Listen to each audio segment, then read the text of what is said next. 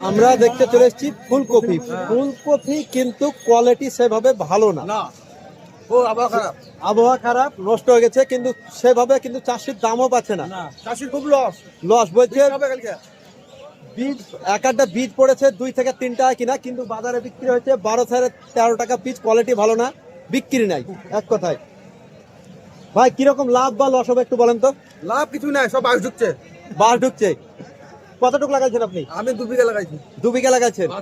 কত টাকা মতন বিক্রি হবে? ভাই খরচ কত টাকা হয়েছে ভাই? খরচ মেলা হয়েছে গো, বলতে না তাও হিসাব করবে তারপর 40-60 এক ভাই বলছে 40-60 টাকা মোটামুটি খরচা হয়েছে। তো আপনার এখন কত টাকা মতন বিক্রি হয়েছে? মাত্র 10,000 টাকা। 10,000 টাকা বিক্রি হয়েছে বলছে, আর 40,000 টাকা খরচ। আর যা কপি আছে এখন বলছে জমিতে বিক্রি হবে না, মানে বৃষ্টি পড়ার পর আর বিক্রি হবে না। আপনারা অবশ্যই ভিডিওটা শেয়ার করে দেবেন, আর রাজ্য সরকার যাতে এদিকে একটু নজর দেয় সেদিকে চেষ্টা করবেন, আর ভিডিওটা প্রচুর পরিমাণে শেয়ার করবেন যেন রাজ্য সরকারের নজরে পড়ে।